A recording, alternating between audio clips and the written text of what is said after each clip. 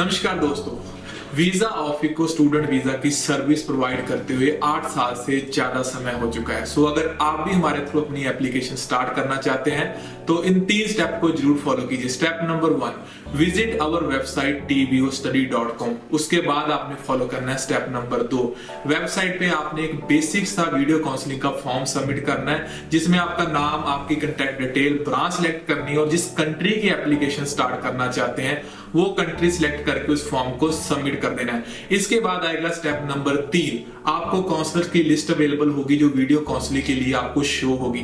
आपने किसी एक नाम पे क्लिक करना है और डायरेक्ट आपकी वीडियो काउंसलिंग स्टार्ट हो जाएगी हमारे स्टाफ के साथ। सो दोस्तों, वेबसाइट को याद रखिए tvostudy.com और अपना स्टूडेंट वीजा का एप्लीकेशन आज ही स्टार्ट कीजिए।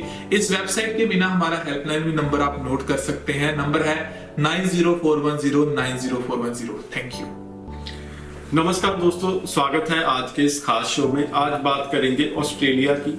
ऑस्ट्रेलिया में रीजनल एरियाज को प्रमोट किया जाता है, आप सभी जानते हैं। तो जानने की कोशिश करेंगे ये रीजनल एरियाज कौन कौन से हैं और क्या ये वाकई में जो सुनने में लगता है कि बहुत ही बैकवर्ड एरियाज होंगे, असल में ये एरियाज होते कैसे हैं और क्या जरूरत पड़ती है ऑस्ट्रेलियन गवर्नमेंट को इन्हें प्रमोट करने की। बातचीत करने के लिए मौजूद हैं रंजीत सिंह बल, जो कि वीजा ऑफिस के मैनेजिंग डायरेक्टर हैं। रंजीत जी, स्वागत है। नमस्कार रंजीत जी, रीजनल एरिया को जब बोला जाता है कि वहाँ एडमिशन लेने पे कुछ बेनिफिट्स भी मिलेंगे, तो पहले स्टूडेंट्स के दिमाग में आता है कि ये कोई बैकवर्ड एरिया है, जैसे हमारे यहाँ रूरल जो गांव के इलाके होते हैं वैसे एरियाज हैं। सबसे पहले तो स्टूडेंट्स को समझाइए कि एरियाज कैसे होते हैं, रीजनल एरियाज जो हैं। देखिए, आपका बहुत ही इंपॉर्टेंट क्वेश्चन है। रीजनल एरिया के बेनिफिट भी हैं और इसका पहले तो बच्चे के मन में एक क्वेश्चन आता है कि रीजनल एरिया शायद आउटर है, पता नहीं वहां मार्केट होनी है, कैसे लोग होंगे, कोई होगा कि नहीं होगा, कि ऐसा ना हो कि जैसे हमारे यहाँ रूरल एरिया काउंट करते हैं कि काफी कोई बैकवर्ड वाला एरिया। सो यहाँ मैं बच्चों को क्लियर कर दूं, जो प्रेजेंट नई गाइडलाइन आई थी ऑस्ट्रेलियन गवर्नमेंट की लास्ट ईयर, उसके अकॉर्डिंग ब्रिस्बेन सिटी का एरिया, जिंटू से सिटी के सराउंडिंग जो एरिया रहता है जहां हम प्राइम एरिया काउंट कर लेते हैं, उस एरिया, फिर सिडनी का एरिया हो गया, सिडनी के साथ मेलबर्न, इन 3 को पूरे ऑस्ट्रेलिया में 3 सिटी को छोड़ के, जो सिटी एरिया अगर छोड़ दें तो सारा ऑस्ट्रेलिया ही रीजनल में डाल दिया गया है। रीजनल एरिया को प्रमोट करना है क्योंकि बच्चे इन 3 सिटी में ज्यादा जा रहे थे। तो रीजनल एरिया की जो पॉपुलेशन है उसमें ग्रोथ जो रेशियो है वो काफी कम थी। यूनिवर्सिटीज, क्योंकि रीजनल एरिया में भी अच्छी यूनिवर्सिटीज है, लेकिन बच्चे क्योंकि जहां कोई रिश्तेदार गया है या जहां वो पहले से कोई ना कोई रहता है तो वहां जाने को प्रेफर करे। तो यही कारण था कि ऑस्ट्रेलिया ने रीजनल एरिया को प्रमोट करने के ऊपर ये पॉलिसी लेके आए। अब बात करें कि रीजनल एरिया क्या इतने बैकवर्ड होते हैं, तो मैं क्लियर कर दूं, आपके पास इंटरनेट आप सर्च करना, मैं कुछ रीजनल एरिया की बात करूंगा तो उनको सर्च करके देखना कि अब कितने रीजनल है। हमसे तो काफी एडवांस ही अगर आप सर्च करोगे।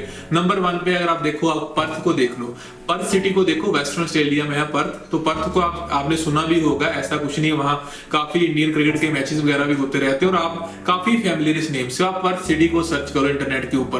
तो ये कोई कहीं ना कहीं रीजनल को रूरल से कंफ्यूज ना करे स्टूडेंट। बिल्कुल जी, ऐसे कंफ्यूजन नहीं करनी। पर्थ को आप सर्च करके देखें, आपको पता चल जाएगा कितनी बड़ी सिटी है, वहां कितने इंस्टीट्यूट है, बहुत अच्छे अच्छे इंस्टीट्यूट वहां पे ऑलरेडी हैं। उसके बाद आप अगर साउथ ऑस्ट्रेलिया की बात करते हैं, वो भी रीजनल है। साउथ ऑस्ट्रेलिया में एडिलेड आपने सुना होगा, एडिलेड को भी रीजनल में काउंट करते हैं, वहां भी आपको रीजनल स्टडी के बेनिफिट होते हैं। डार्विन आपने सुना होगा नॉर्दर्न टेरिटरी में, वो भी रीजनल में आता है। गोल्ड कोस्ट अगर आप नेट पे सर्च करोगे, बहुत ही फेमस टूरिस्ट प्लेस है ऑस्ट्रेलिया में। अगर आप चेक करने की कोशिश करोगे आपको इंटरनेट में मिल जाएगी। सो गोल्ड कोस्ट को भी रीजनल में रखा गया है। तो ये जो मैंने नाम लिए, जो सिटीज के नाम लिए जहां रीजनल एरिया के बेनिफिट मिलते हैं, ये एक्चुअल में कोई बैकवर्ड एरियाज नहीं है, लेकिन पॉपुलेशन के हिसाब से यहाँ भी ग्रोथ चाहिए। यूनिवर्सिटीज के कैंपस यहाँ भी अच्छी अच्छी यूनिवर्सिटी है। हर प्रोविंस में 8 से 10 रेप्यूटेड यूनिवर्सिटीज है, लेवल 1 की यूनिवर्सिटीज उसमें आती है। ऐसा नहीं है कि कोई बैकवर्ड कॉलेज यूनिवर्सिटीज है उनको प्रमोट कर रहा है ऑस्ट्रेलिया जहां ज्यादा रश हो रहा है। आप मेलबर्न अगर गए हो, आप देखोगे बहुत ज्यादा रश वाला, बहुत ज्यादा ट्रैफिक वाला एरिया बनता जा रहा है। ब्रिस्बेन देख लो, सिडनी देख लो, क्योंकि आप सर्च करोगे आपका कोई ना कोई इन तीनों सिटी में गया है। तो बाकी सिटी को भी प्रमोट करने के लिए उन्होंने रीजनल एरिया के लिए नई पॉलिसी लेके आई जिसमें आपको रीजनल एरिया के बेनिफिट मिलते हैं। सो रीजनल एरिया को एक कैटेगरी में रखा गया है, लेकिन वो बैकवर्ड एरिया उसको कहना बहुत गलत है। सो ऑस्ट्रेलिया में रीजनल एरिया के बेनिफिट भी बहुत है अगर आप वहां स्टडी करने जाते हैं। जी जी रंजीत जी, बहुत बहुत धन्यवाद बताने के लिए कि रीजनल एरियाज को बैकवर्ड एरिया या रूरल एरिया से कंफ्यूज नहीं किया जा सकता। गवर्नमेंट इन्हें प्रमोट कर रही है क्योंकि वहाँ पॉपुलेशन अभी इतनी ज्यादा नहीं जितनी कि उनके वेल डेवलप्ड सिटीज में है।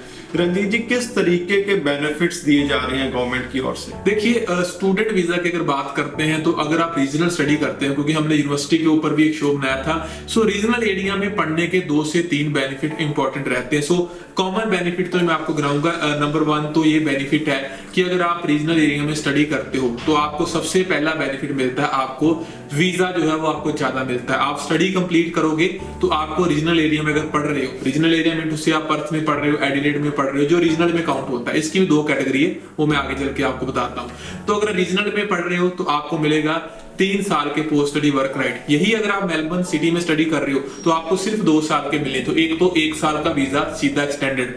अब रीजनल में भी ऐसा है कि अगर मान लो आप पर सिटी के 50 किलोमीटर आउटर साइड में जाते हो, या एडिलेड के 50 किलोमीटर किसी और जो है सब टाउन वगैरह लगा लो उसमें जाते हो, यहाँ यूनिवर्सिटी के कैंपस होते हैं, वहां पढ़ते हो तो आपको 4 साल के पोस्ट स्टडी वर्क राइट मिलेंगे।